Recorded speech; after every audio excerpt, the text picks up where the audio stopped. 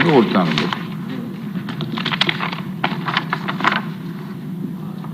విష్ణుకుమార్ రాజు గారు.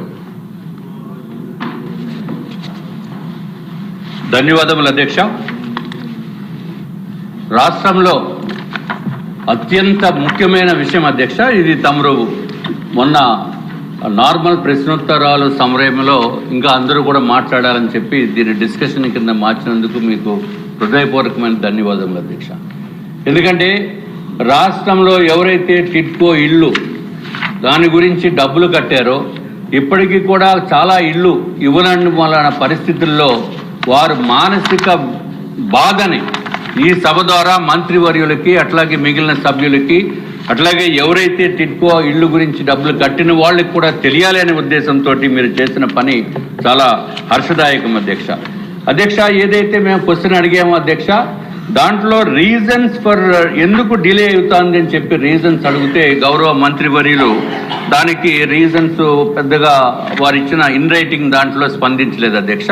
ముందుగా 2017 సంవత్సరంలో గౌరవ ప్రధానమంత్రి అట్లాగే గౌరవ ముఖ్యమంత్రి గారు ఏదైతే అందరికీ ఇళ్ళు ఇవ్వాలి అనే ఉద్దేశంతో కేంద్ర ప్రభుత్వము 7,01,000 ఇళ్ళు కేటాయిస్తే మన రాష్ట్ర ప్రభుత్వము ఆ రోజున్న రాష్ట్ర ప్రభుత్వము గౌరవ ముఖ్యమంత్రి గారు 5,14,000 ఇళ్లకి అడ్మినిస్ట్రేటివ్ శాంక్షన్ చేస్తే తర్వాత 4,68,000 ఇళ్ళని టెండర్లు పిలిస్తే తర్వాత వచ్చిన ప్రభుత్వం అధ్యక్ష, ఏదైతే జగన్మోహన్ రెడ్డి గారు వచ్చిన ప్రభుత్వము 2,53,000 ఇళ్లని క్యాన్సిల్ చేశారు అధ్యక్ష. డిస్ట్రాక్షన్కి మరో పేరు జగన్మోహన్ రెడ్డి గారు. మేము ఏదైతే 2,23,000 ఇళ్ళు క్యాన్సిల్ చేయడం అంటే ఇంతగంట దారుణమైన విషయం ఏమీ ఉండదు అధ్యక్ష. అధ్యక్ష, ప్రజావేదికని కూల్చిన వ్యక్తి ఇళ్ళని కూడా కూల్చేస్తాడు, ఆశల్ని కూడా అడియాస చేసేస్తారని చెప్పి ఎవరు ఎక్స్పెక్ట్ చేయలేదు అధ్యక్ష. అందరికీ ఇల్లు అనేది అద్భుతమైన పథకము. దానికి కేంద్ర ప్రభుత్వం నిధులిస్తుంది, రాష్ట్ర ప్రభుత్వం నిధులిస్తుంది. అయినప్పటికీ కూడా ఆ మనసు లేని వ్యక్తి ఏదైతే జగన్మోహన్ రెడ్డి గారు ఉన్నారో ఎందుకు ఈ బీద బలహీన వర్గాలపైన ఇంత కోపంతో ఇంత దారుణమైన పని ఎందుకు చేస్తారనేది నిజంగా అర్థం కానటువంటి విషయం అధ్యక్ష. అధ్యక్ష, ఏదైతే కేంద్ర ప్రభుత్వము రాష్ట్ర ప్రభుత్వము ప్రతిష్టాత్మకంగా తీసుకుని ఆనాటి ప్రభుత్వము 2019 వరకు ఉన్నప్పుడు ఎక్కడా కూడా కాంట్రాక్టర్స్ పేమెంట్స్ ఇబ్బంది లేదు అధ్యక్ష. కానీ డిలే అయిన మాట వాస్తవము. దానికి డిలేకి కారణం ఏంటంటే సైట్ హ్యాండింగ్ ఓవర్ చేయటంలో డిలే ఉంది. అట్లాగే కేటగరైజేషన్ ఆఫ్ బెనిఫిషరీస్ అంటే ఏ 300 SFT ఎన్ని కావాలి, 430 SFT ఎన్ని కావాలి, 365 SFT ఎన్ని ఇళ్ళు నిర్మాణం చేయాలి ఆ పర్టికులర్ లేఅవుట్స్లో అని చెప్పి డిసైడ్ చేయడంలో లేట్ అయింది అధ్యక్ష. అట్లాగే ప్రభుత్వం మారిన తర్వాత జగన్మోహన్ రెడ్డి గారు వచ్చిన తర్వాత శాండ్ పాలసీ అని తీసుకొచ్చి ఎక్కడ నిర్మాణ రంగానికి శాండే దొరకనటువంటి పరిస్థితిని తీసుకొచ్చారు అధ్యక్ష. దాని మూలాన్ని సుమారు సంవత్సరం కాలం మొత్తము నిర్మాణ రంగం అంతా కూడా నాశనం అయిపోయింది అధ్యక్ష. ఇది ఒక్కటే కాకుండా కొన్ని వర్క్స్ని సస్పెండ్ చేశారు అధ్యక్ష. అలాగే ఆల్టర్నేటివ్ డిజైన్స్ కొత్త అన్నీ కూడా చేయటం జరిగింది అధ్యక్ష. తర్వాత కోవిడ్-19 వచ్చింది. ఆ కోవిడ్-19 వలన సుమారు సంవత్సరన్నర కూడా టైం వేస్ట్ అయిపోయింది అధ్యక్ష. అధ్యక్ష, ఇది ఒక్కటే కాకుండా ఎంత డిఫరెన్స్ అంటే అధ్యక్ష, గౌరవ ముఖ్యమంత్రి చంద్రబాబు నాయుడు గారు ఉన్న టైంలో కాంట్రాక్టర్స్ ఎవరు ఇబ్బంది పడలేదు అధ్యక్ష. ప్రభుత్వం మారిన వెంటనే ఆ ఇబ్బందులు ఏంటో అనేది తెలిసినాయి అధ్యక్ష. అటు కాంట్రాక్టర్స్కి బెనిఫిషరీస్కి ఇద్దరికీ కూడా హోల్సేల్గా తెలిసినాయి. దానికి రీజన్ ఏంటంటే డబ్బులు ఇవ్వక కోట్లాది రూపాయలు పెండింగ్ బిల్స్, 100 కోట్ల రూపాయలు పెండింగ్ బిల్స్ ఉన్నప్పుడు పెండింగ్ బిల్స్ పైన ఏమాత్రం దృష్టి పెట్టకుండా ఆనాటి ముఖ్యమంత్రి జగన్మోహన్ రెడ్డి గారు దారుణంగా డిలే చేశారు అధ్యక్ష. కొంతమంది పేమెంట్స్కి అయితే 300 రోజుల నుంచి 550 రోజుల వరకు పేమెంట్స్ ఇవ్వలేదు అధ్యక్ష. దీని వలన ఎంతో ఇబ్బందులు పడ్డారు అధ్యక్ష. అధ్యక్ష, మనకి ఒక సామెత ఉంది అధ్యక్ష, గాలిలో మేడలు కట్టొద్దని. అంటే గాలిలో ఇల్లు నిర్మాణం చేయొద్దు, ఊరికే ఊహాగానాలతో గడపొద్దని సామెత ఉంటే, కానీ అది సామెత కింద లేదు అధ్యక్ష. ఆనాటి ముఖ్యమంత్రి జగన్మోహన్ రెడ్డి గారు ఆ సామెతని నిజం చేశారు అధ్యక్ష.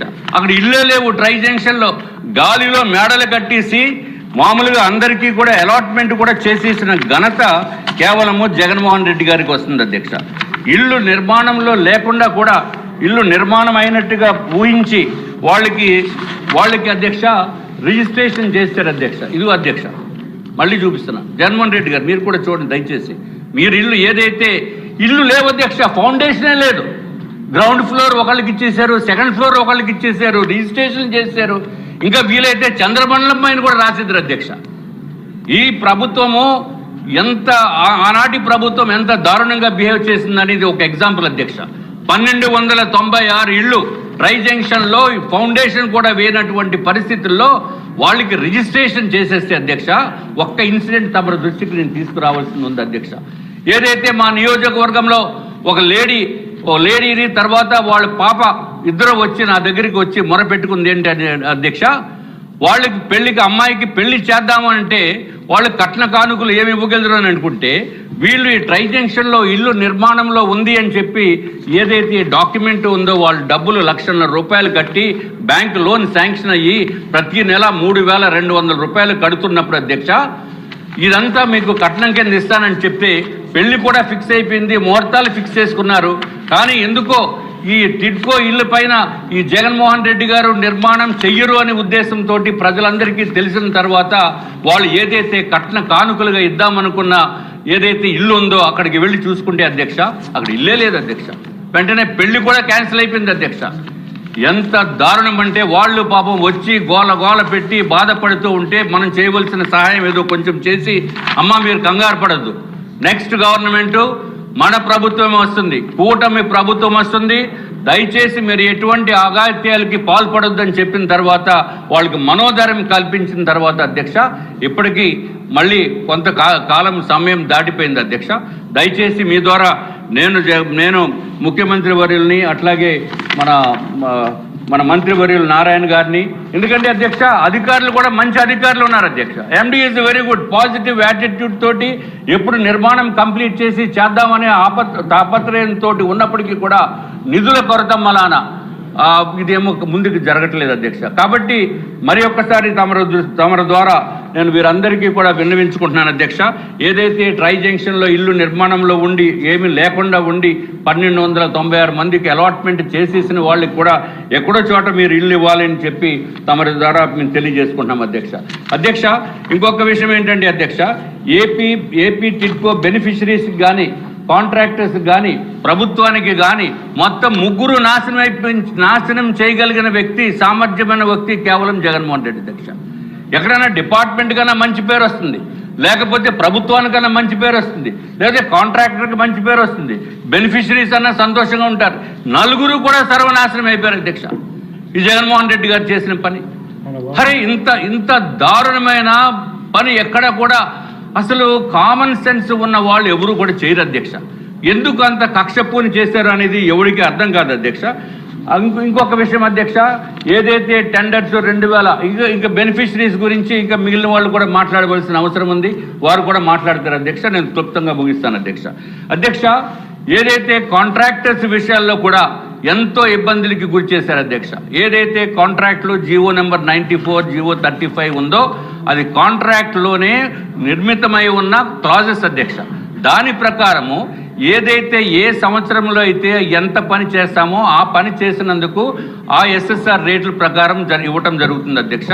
నెక్స్ట్ ఇయర్ కనుక ఏదైనా కారణంతో డిలే అయ్యి, ప్రభుత్వ కారణాలతోటి డిలే అయ్యి కాంట్రాక్టర్ రెస్పాన్సిబిలిటీ కాకపోతే ఎక్స్టెన్షన్ ఆఫ్ టైము ఇచ్చినప్పుడు దానికి మళ్ళీ జీవో 35, జీవో 94 అప్లై అవుతుంది అధ్యక్ష. ఈ 15 నెలల కాలమే ఒరిజినల్ కాంట్రాక్టెడ్ అధ్యక్ష. కానీ 15 నెలలు దాటిపోయిన తర్వాత కూడా ఎక్స్టెన్షన్ ఆఫ్ టైం ఇచ్చినప్పుడు అధ్యక్ష దారుణంగా అధికార యంత్రాంగం ఏం చేశారంటే అధ్యక్ష, extension of time is granted without liquidated damages and without price escalation. అరే this is really ridiculous in the entire country అధ్యక్ష. ఏ డిపార్ట్మెంట్లో కూడా ప్రభుత్వము మూలాన తప్పులు జరిగినప్పుడు కాంట్రాక్టర్స్ పైన పెనాల్టీ వేయటం అంటే ఇంతకంటే దారుణం ఏం లేదు అధ్యక్ష. పెనాల్టీ వేయలేదు, ఇండైరెక్ట్గా ఏమని చెప్పారంటే ప్రైస్ ఎస్కలేషన్ ఇవ్వన్నారు అధ్యక్ష. కానీ ప్రైస్ ఎస్కలేషన్ అనే క్లాజ్ కూడా టెండర్లో లేదు అధ్యక్ష. ఓన్లీ ప్రైస్ అడ్జస్ట్మెంటే ఉంది. కాబట్టి అది వర్తించదు. ఎవరైతే కాంట్రాక్టర్స్ పని చేశారో, ఇంకా పని చేయాలనుకుని ఇప్పుడు ముందుకు వస్తున్నారో, ఈ జీవో 35, జీవో 94 ప్రకారము పేమెంట్స్ ఇవ్వాల్సిందిగా తమ ద్వారా నేను కోరుతున్నాను అధ్యక్ష. అయిపోయింది అధ్యక్ష. వంశీకృష్ణ శ్రీనివాస్ గారు. అధ్యక్ష 2 minutes క్లోజ్ చేస్తాను విత్ యువర్ పర్మిషన్ అధ్యక్ష. Just I will take 1 minute. చాలా మంది సభ్యులు ఉన్నారు జస్ట్ 2 minutes. ఇప్పుడే మంచిలు తాగడం లేట్. జగన్మోహన్ రెడ్డి గారు కొట్టిన దెబ్బకి గొప్ప గుయ్యమంది అధ్యక్ష, మామూలు దెబ్బ కాదు అధ్యక్ష. అధ్యక్ష అట్లాగే అధ్యక్ష, టెండర్స్లో కొన్ని టెండర్స్లో 2016-17 SSRతో తయారు చేసిన టెండర్స్లో అధ్యక్ష మున్సిపల్ ఏరియా అలవెన్సెస్ అని చెప్పి దాంట్లో తీసుకోవాల్సిన ఉన్నప్పటికీ కూడా అది కన్సిడర్ చేయలేదు అధ్యక్ష. ఇటువంటి హెచ్చు తగ్గులు ఉంటాయనే ఉద్దేశంతో జీవో 35లో ఏమనుందంటే అధ్యక్ష, ఎనీ అడ్జస్ట్మెంట్ ఎప్పుడైతే దాన్ని అప్లై చేసినప్పుడు, any price adjustment when it is applied, when there is a change in SSR, ఆ SSRలో 2016-17 రేట్లలో ఏదైతే బేసిక్ రేట్ తీసుకున్నారో సబ్సిక్వెంట్గా 2018-19లో కనుక పనిచేస్తే ఆ SSR రేట్లతోటి SSR నియమ నిబంధనల ప్రకారం రేట్లు కట్టాలని ఉంది అధ్యక్ష. ఇప్పుడు ఈ అధికారులు ఏమంటున్నారంటే అధ్యక్ష, ఇదివరకు మేము municipal area allowances on labour మేము తీసుకోలేదు 2016-17లో, కాబట్టి ఇప్పుడు మేము తీసుకోమని అంటున్నారు అధ్యక్ష. ఇది పూర్తిగా వ్యతిరేకం అధ్యక్ష, కాంట్రాక్ట్ నిబంధనలకు వ్యతిరేకము. కొంచెం జాగ్రత్తగా ఆలోచించవలసిన అవసరం ఉంది. జీవో 35, జీవో 94 ప్రకారం దాన్ని కన్సిడర్ చేసి ఇవ్వాల్సిన అవసరం ఉంది అధ్యక్ష. కానీ దాన్ని తెలివిగా ఏమంటున్నారంటే ఈపీసీ టెండర్. అరే EPC tender is okay only up to for period of 15 months when the contract is delayed for the reasons beyond the control of the contractor. Then whatever is the rate which is applicable in the tender, whatever rate is applicable as per the SSR has to be paid అధ్యక్ష. దీన్ని కూడా గౌరవ మంత్రివర్యులు ఆలోచించవలసిన అవసరం ఉంది అధ్యక్ష.